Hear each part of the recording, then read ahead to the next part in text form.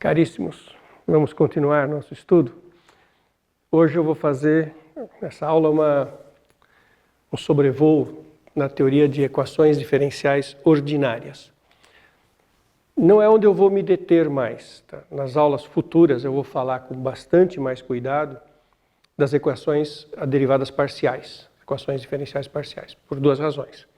Porque certamente vocês conhecem menos e porque a teoria é mais sofisticada. Então a gente vai precisar fazer com mais cuidado e justamente estar presente em muitos modelos que nos interessam. Mas, mesmo quando a gente está trabalhando, por exemplo, na equação do calor, no meio da abordagem da equação do calor, eu vou fazer isso para vocês, a gente usa um método que chama separação de variáveis. E porque a gente separa variáveis, a gente cai em equações diferenciais ordinárias. Então, hoje eu vou falar de equações diferenciais ordinárias. O que essa palavrinha quer dizer? Que a minha função é de uma variável só. Que eu estou trabalhando com funções desse seguinte tipo, f de x, não de várias variáveis.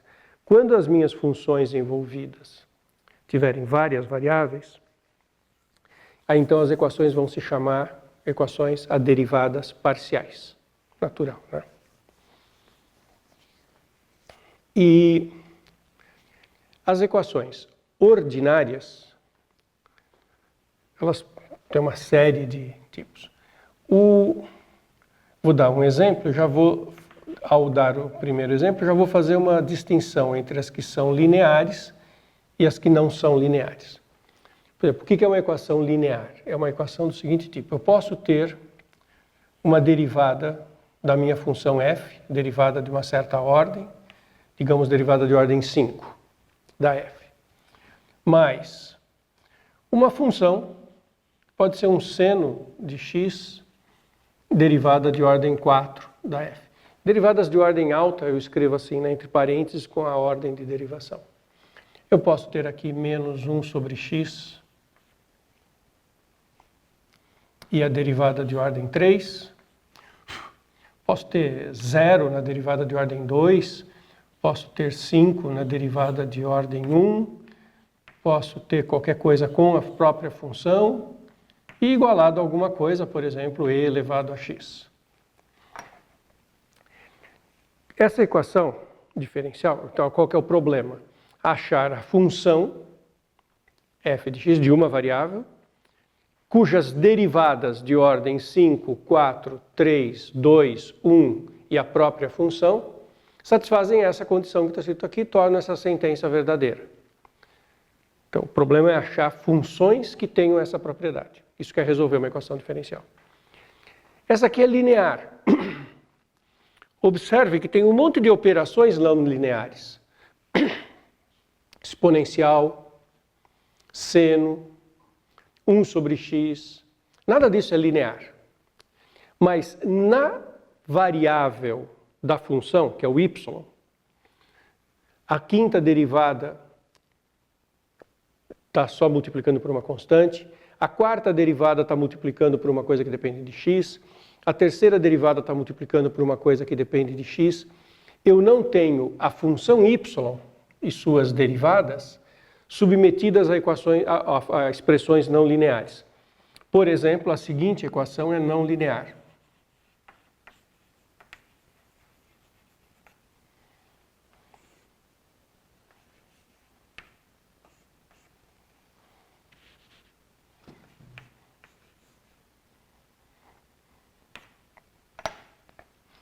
Essa apareceu. Opa. Não. Eu quero...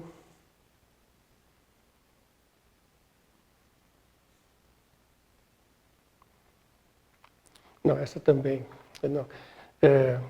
Um exemplo de uma não linear é assim. Se eu tiver 1 sobre y igual a y' sobre x. Aí eu tenho uma operação na incógnita y que é não linear. Porque é 1 sobre y. Também se resolve também tem teoria para tudo isso. E o problema é o mesmo, achar a função y, que se eu pegar 1 sobre ela é igual a derivada dividido por x. Então, primeira coisa, não é sempre óbvio dizer quem é a função. A gente nunca deve confundir resolver uma equação diferencial com calcular uma primitiva. O cálculo de primitiva é uma equação diferencial, mas é uma equação muito simples. Se eu digo que a terceira derivada, e eu coloco aqui uma fórmula só com x, é 2x mais 1 sobre x2 menos 3, isso é uma equação diferencial ordinária, porque é a terceira derivada. Mas observa, está isolada uma derivada, está isolado um x. A resposta para isso é primitivar. Eu primitivo essa função, obtenho y duas linhas. Primitivo de novo, obtenho y linha. Se eu primitivar de novo, eu obtenho y. Resolvo a equação por um processo de primitivação. Então, toda primitivação, cálculo de primitivas, é um tipo de equação diferencial. Muito simples, mas é um tipo de equação diferencial. Agora, aqui eu não consigo resolver por primitivação, porque eu não consigo isolar a derivada em função de x para poder calcular a primitiva. Quando eu tento isolar a derivada, tem o próprio y. Então é um problema muito mais complexo, certo? Bom, existe uma teoria geral para as lineares, e não tem uma teoria tão geral para as não lineares. Tem teoremas básicos de existência de soluções. Existem uns teoremas que são bastante gerais, que dizem o seguinte: olha, sob condições bem razoáveis, toda equação diferencial tem soluções, e vai falar também qual é a dimensão do espaço das soluções. Eu vou comentar isso em seguida. De maneira geral, eu não tenho assim, uma teoria que dê métodos resolutivos muito eficientes. Então, tem grandes categorias de equações diferenciais. Mais ou menos, eu gosto de falar do seguinte jeito.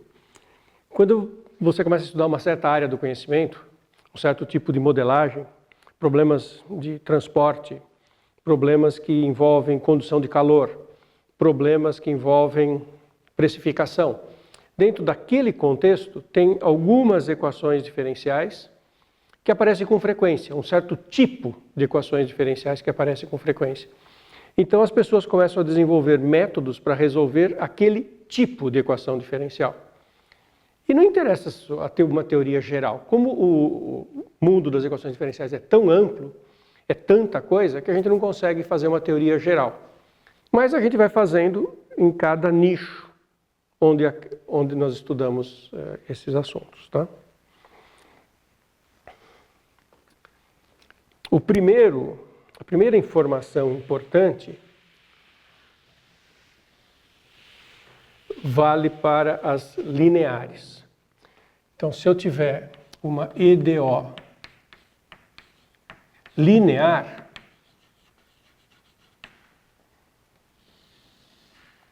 de ordem n,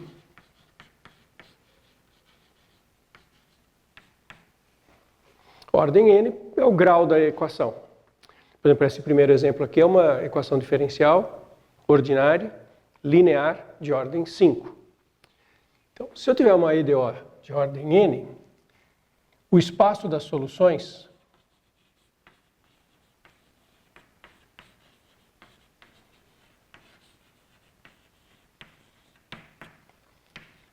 é um espaço vetorial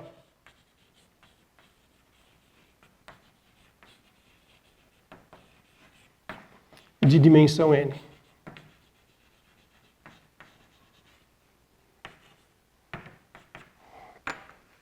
E essa é uma informação preciosíssima.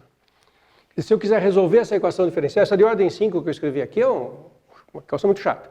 Mas se eu quiser escrever, como eu sei que ela é um espaço vetorial com dimensão 5, eu sei que ele tem uma base com 5 vetores. E aí, então, todo o meu trabalho se reduz a achar uma base. Eu já vou dar exemplos numéricos disso. Achar 5 vetores que sejam elementos dessa base e todos os demais soluções se expressam como combinação linear dos elementos da base. Eu já comentei com vocês em aula passada que a álgebra linear vai se infiltrando no cálculo de forma muito natural.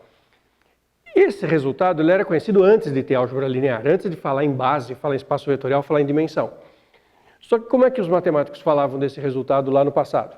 Falavam, a equação diferencial de ordem n, ela tem um conjunto de soluções fundamentais que tem n soluções, e toda solução se escreve como constante vezes a primeira, constante vezes a segunda, constante vezes a terceira, assim por diante. Ou seja, dizia que era uma combinação linear sem usar a palavra combinação linear, dizia que tinha uma base chamando de soluções fundamentais e dizia que tinha um espaço de dimensão 5, n, dizendo que todo mundo era combinação linear daquilo ali sem usar essas palavras. Então essa é a primeira informação. Quando a gente for resolver então uma equação diferencial linear, e já farei isso daqui a pouquinho, vai aparecer uma solução então aqui assim. A solução é A vezes uma primeira função, que é uma solução que é de uma base, mais B vezes uma segunda solução. Quer dizer, eu consigo escrever todas as soluções fazendo combinação linear dos elementos da base com constantes, que é a ideia de espaço vetorial.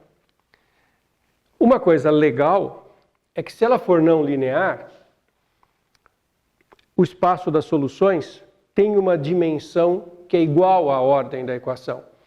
Não é um espaço vetorial. As constantes não aparecem fazendo combinação linear das funções da base.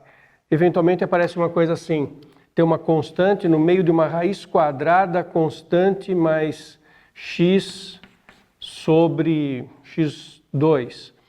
Bom, aparece uma fórmula em que tem uma constante e, portanto, tem uma constante que pode ter qualquer valor.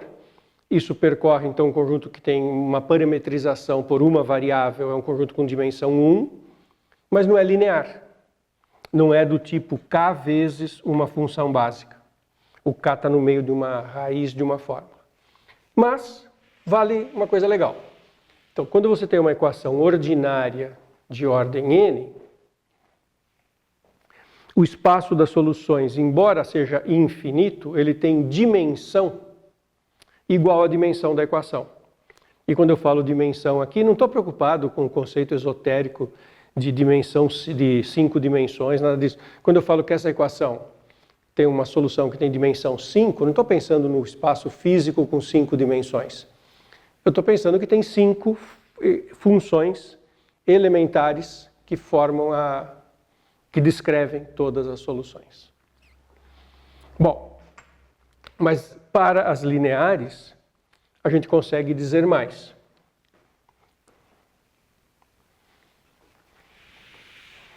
Então vamos lá. Como é que é mesmo uma linear? Uma linear é uma coisa assim. Tem uma coisa que depende de x, derivada de ordem n. Eu sempre vou colocar o primeiro termo como dominante, como sendo 1. Pela seguinte razão, se o que está aqui for 0, matou a ordem n. Não é de ordem n, é de ordem menor. E sendo diferente de 0, eu posso dividir por ela. Então,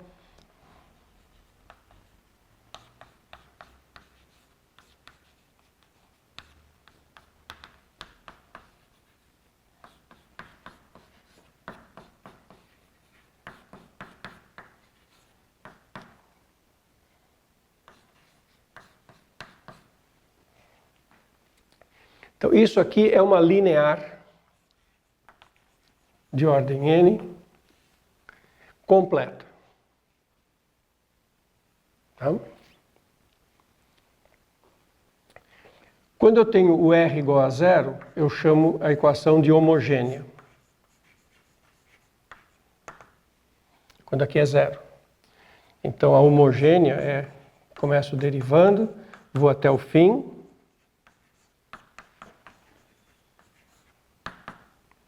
Igual a 0. É para homogênea que as soluções é um espaço vetorial de dimensão n.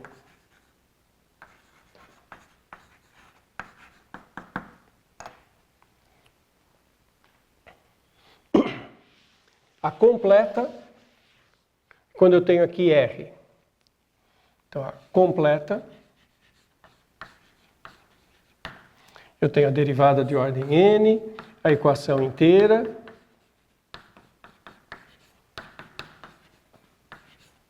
igual ao R de x, uma fórmula qualquer. Aqui, eu olho da seguinte forma, eu tenho que achar, isso aqui, o espaço quando ela é homogênea, que eu tenho um espaço de dimensão n, eu costumo chamar de solução geral.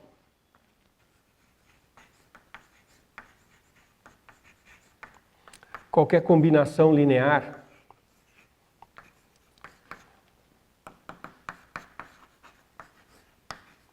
onde os y1 e yn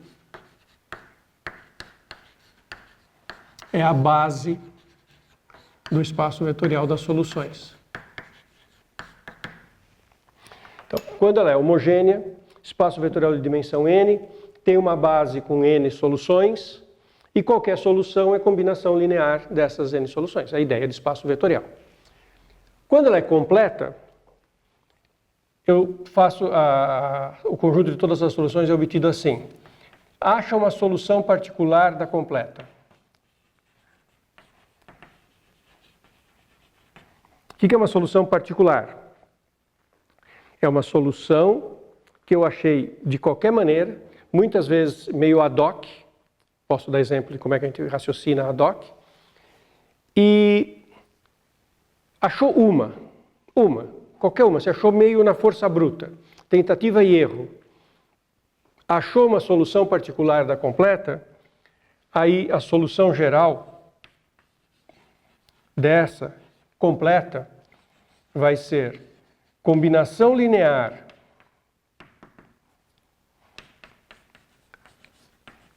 dos vetores que são solução da homogênea, mais essa solução particular da completa. Então, para resolver uma linear, eu preciso resolver completamente a homogênea associada, igualada a zero, e eu preciso achar uma solução particular da completa. Então, eu tenho um teorema muito forte que me permite trabalhar bem, essa é a estrutura geral para resolver as lineares. E tem um outro zoom quando a linear tem coeficiente constante. Então agora eu vou falar uma coisinha sobre a linear de ordem n com coeficientes constantes.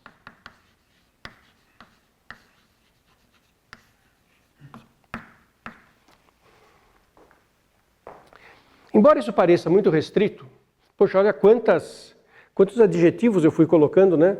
Estou resolvendo equações diferenciais, mas só as ordinárias, mas só as lineares, só as de coeficientes constantes.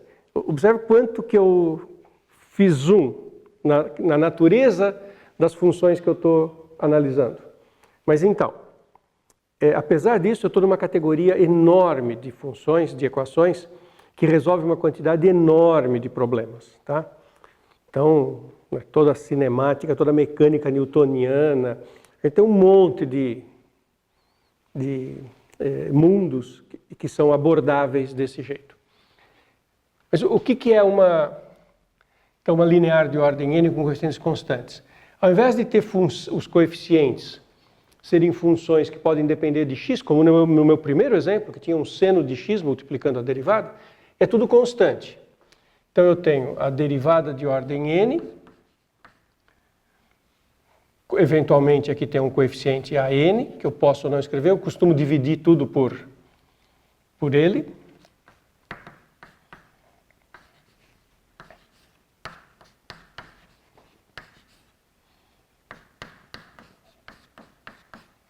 Então essa é a equação de ordem n com coeficientes constantes, em que isso aqui são números. Daí eu tenho a homogênea associada.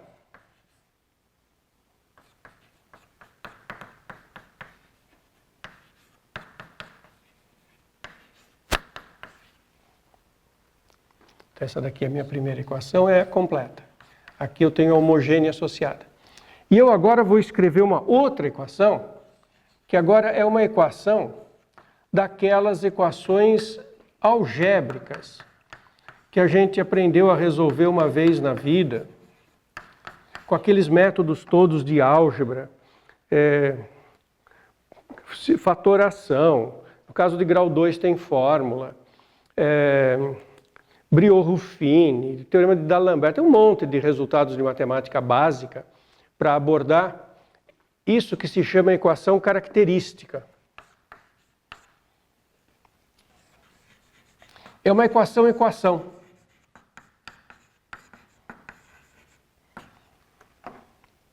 Equação de resolver achar soluções numéricas.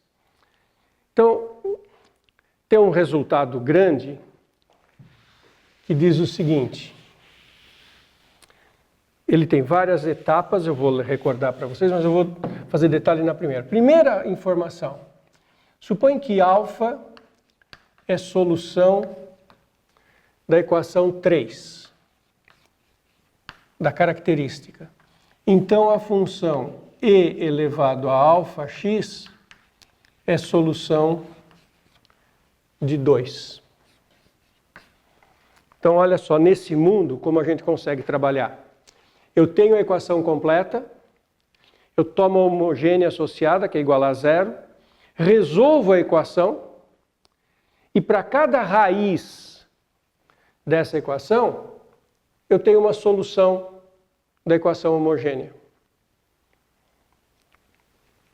Então, depois tem a continuação desse teorema, resultados adicionais. Mas para deixar bem claro o que é esse resultado, eu vou dar, não vou fazer todas as contas, mas eu vou te dar o roteiro do que a gente está falando quando a gente fala isso. Imagine que eu tenho a seguinte equação diferencial.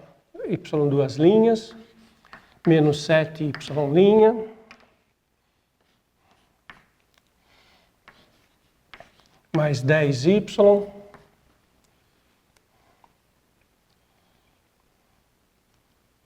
igual a x3.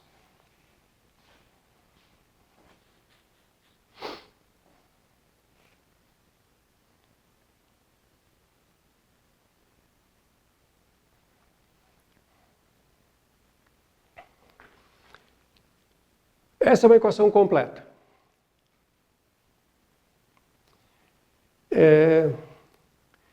Eu escrevo a homogênea associada.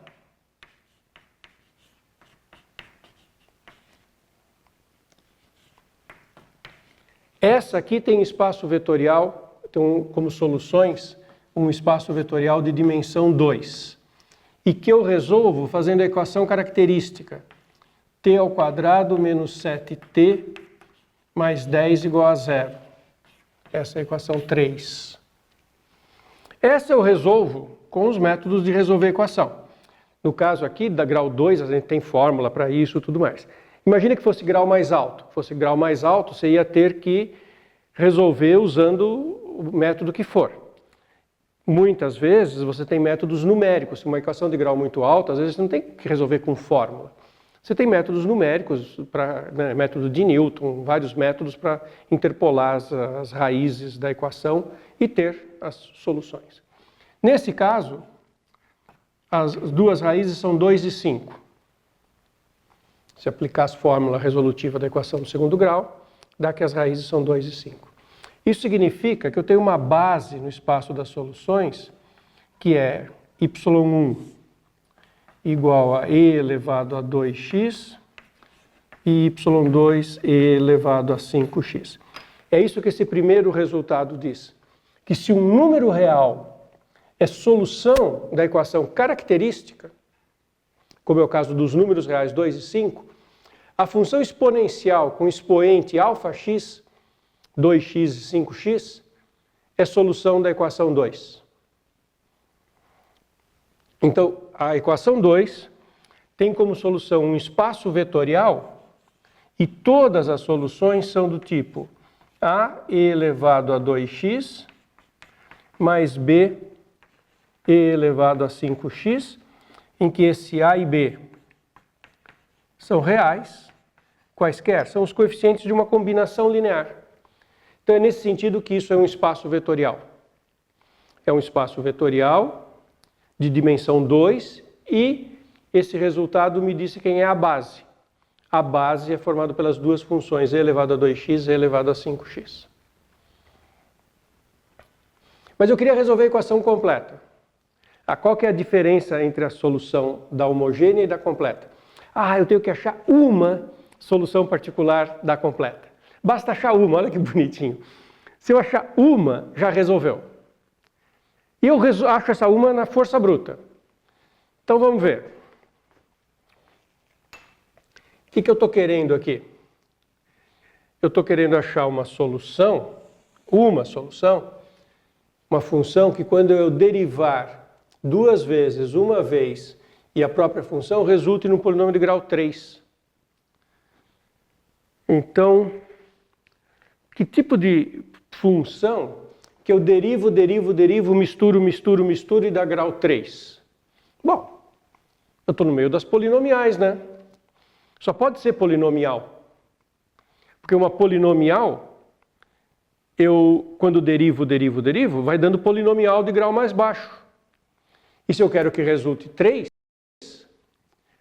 é razoável imaginar que eu estou falando de polinômios. E eu vou derivar duas vezes. Se eu tiver um grau muito alto, imagine que eu comece com uma de grau 10. Se eu começar com uma função de grau 10, não vai dar certo. Porque ela tem grau 10, a derivada tem grau 9 e a segunda derivada tem grau 8. Então aqui vai ter um termo de grau 10, que como nas derivadas não tem, porque a derivada é grau 9 e a segunda derivada é grau 8, né, porque no polinômio abaixo o grau quando eu derivo, se eu começar com uma de grau 10, vai resultar do lado esquerdo grau 10 e não grau 3. Então o grau não pode ser alto. Qual o maior grau possível? 3. Porque daí aqui é grau 3, 2 e 1, dá um imbróglio com eles, e eu igualo a x3. E o próximo passo agora para achar a solução particular, e agora é só conta, né? Se você entendeu a ideia, o que vem é conta, eu escrevo uma solução particular que vai ser assim: ax3 mais bx2 mais cx mais d. A, B, C e D, coisas que eu quero descobrir. Mas você fez um raciocínio muito particular para fazer isso. Isso. Fiz mesmo. Eu fiz um raciocínio que era, porque aqui era x3. Eu levei em conta, assim, foi muito pontual. Se fosse outra função, eu faria um outro raciocínio. Agora eu derivo, primeira e segunda derivada, jogo tudo naquela fórmula, igualdade de polinômios, eu caio em equações em A, B, C e D, que dão um certo trabalho para resolver, não importa muito bem, não vamos gastar o tempo fazendo isso, mas uma vez resolvido você tem uma função. E qual que é a solução, então, geral? Vai ser, quando eu tiver encontrado esta solução particular com determinado A, um B, um C e um D numéricos, solução geral daquilo vai ser esta expressão mais essa expressão fixa, coeficientes bem calculados e determinados. A solução particular ela é bem fixada, mais A e elevado a 2x, B, 5e elevado a 5x. Essa é a solução completa disso. Então, o que eu preciso para resolver uma equação desta natureza? Eu tenho que saber resolver a equação característica, e a solução homogênea e a solução completa. Essas análises que eu estou fazendo, esse teorema ele continua. E vocês vão ver que quando eu vou usar isso, por exemplo, para abordar a equação do calor. Eu vou precisar disso na hora de resolver a equação do calor. Vocês vão ver como é bonito, como que isso aparece. Um segundo resultado é que se o alfa é solução de 3 com multiplicidade 2,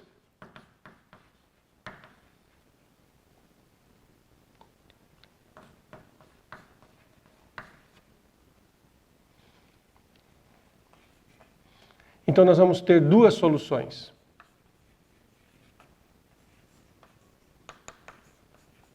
E elevado a x, y2 igual a x, e elevado a alfa x, são soluções.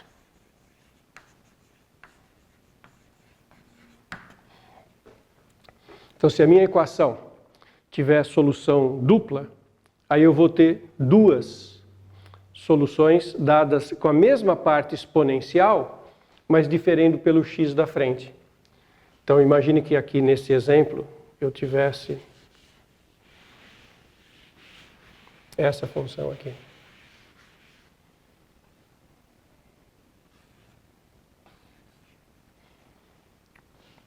Quando você vai resolver essa equação no segundo grau, o delta dá 36 menos 4 vezes 9, que é 36, dá 0. E você encontra a solução menos b sobre 2a, você encontra que a solução t é 3, com multiplicidade 2. E aí as duas soluções que você tem são e elevado a 3x e a outra é x e elevado a 3x.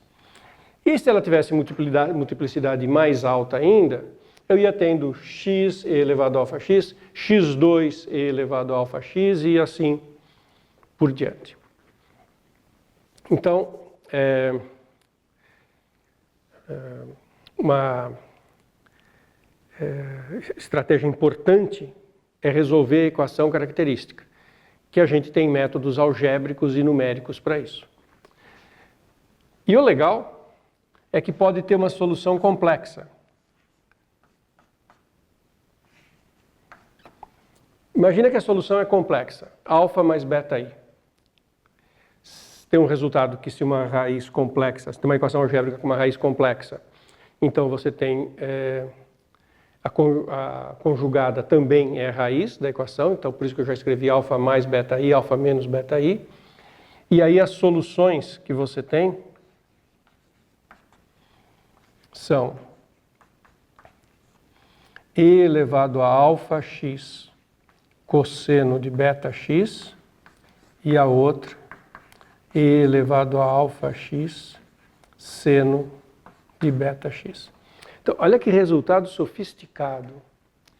Se as soluções da equação característica são complexas, então a solução geral ela vai ter soluções que envolvem exponenciais e números complexos. A dedução disso é super rica, porque envolve teoria de números complexos, passa pela fórmula de Euler, aquela do e elevado a pi, ou e elevado a alfa x, que relaciona com exponencial complexa com seno e cosseno, e é uma coisa super impactante. Vou fazer um outro exemplo, que eu vou retomar esse exemplo mais para frente.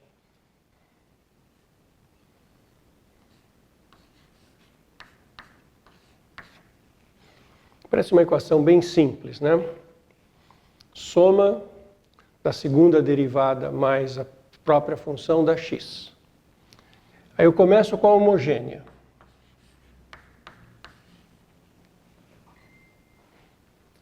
Começando com a homogênea dá y duas linhas mais y igual a 0. Aí eu caio na característica. T2 mais 1 igual a 0. É muito comum a gente se distrair e colocar aqui t. T está associado à primeira derivada. Quando está a função sem derivada nenhuma, é constante. Isso significa que t ao quadrado é menos 1, ou seja, que t é mais ou menos i, base dos complexos. E, portanto, as duas soluções que a gente tem, a parte real alfa do número complexo é 0, e a parte beta é 1, porque é mais ou menos i. Então, alfa 0 e beta 1. Então, uma solução é cosseno x e a outra solução é seno x. Tá? Então eu tenho o espaço das soluções da equação 2. Porque eu consegui resolver a equação 3. Qual que é a solução de 2? Combinação linear de seno e cosseno.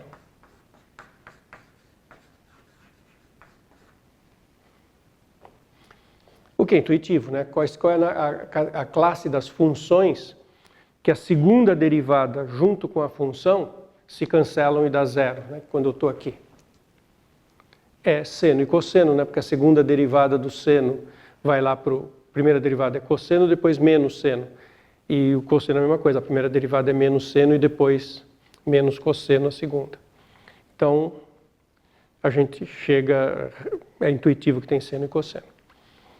Mas e a completa com x? Agora eu vou fazer aquele raciocínio super particular que eu acabei de fazer no outro exemplo. Agora eu quero a solução particular de 1.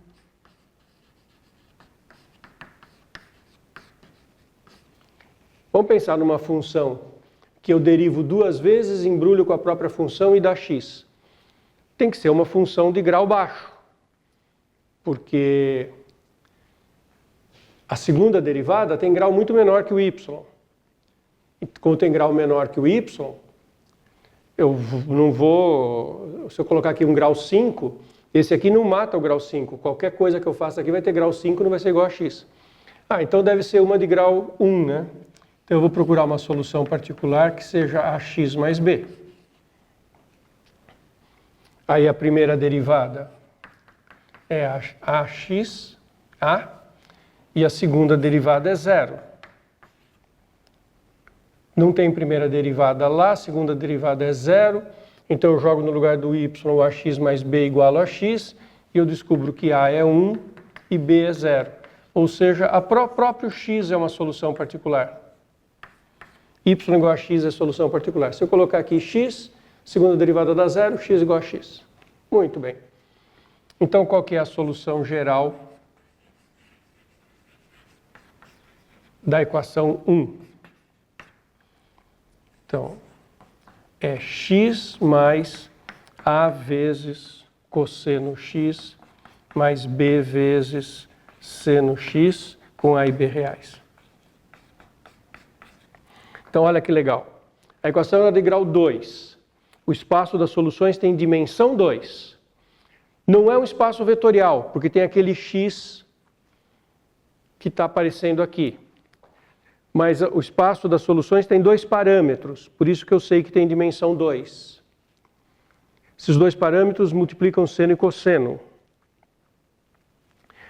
Tem a solução particular, que essa é aquela que eu achar, basta eu achar uma, aqui não tem coeficiente.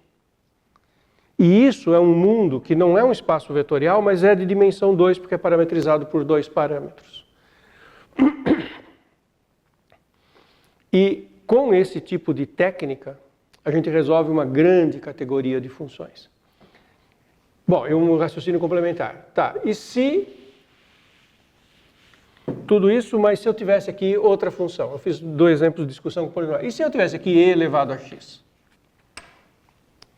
Eu ia fazer um raciocínio particular, pontual, em cima do e elevado a x.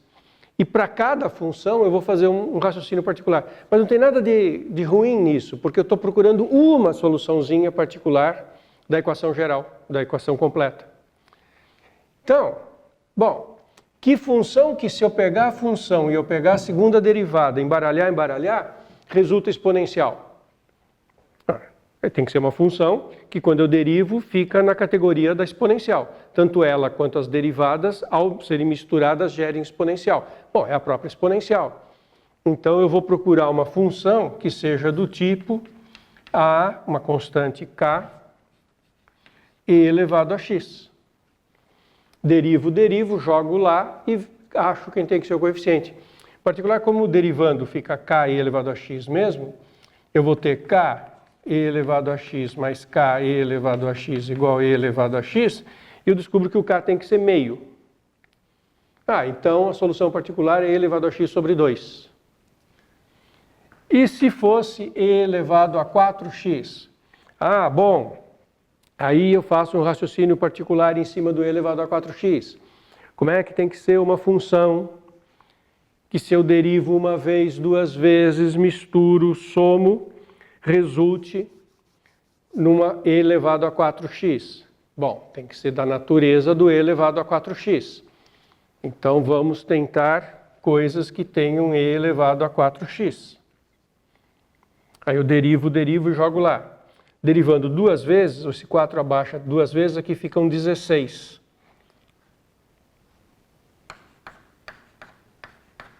Ah, e se eu não estou errando em nenhuma conta, eu vou ter 17k igual a 1, k igual a 1 sobre 17 e elevado a 4x. E aí eu coloco aqui como solução particular para ser somada na solução geral do espaço vetorial, essa particular 1 sobre 17 e elevado a 4x. E com isso eu tenho uma grande quantidade de equações diferenciais ordinárias resolvidas. E com frequência, como eu falei, nós estamos trabalhando num contexto que não é de EDO, e a gente usa métodos para simplificar a EDP com a qual a gente está trabalhando e que dependem da gente resolver EDOs. Por isso que é importante essa revisão que eu estou fazendo. E existe no mundo aí, né, das equações diferenciais, categorias de equações. Às vezes você está trabalhando num certo tipo de problema que sempre cai numa equação que acabou se chamando de equação de Bernoulli. Então tem lá se a equação tiver um tal formato, tem tais métodos que ajudam a resolver. Esse método aqui chama equação de Bernoulli, tem essa outra que chama equação de não sei o quê. E tem todo esse mundo. O resultado geralzão bonito é esse para as lineares.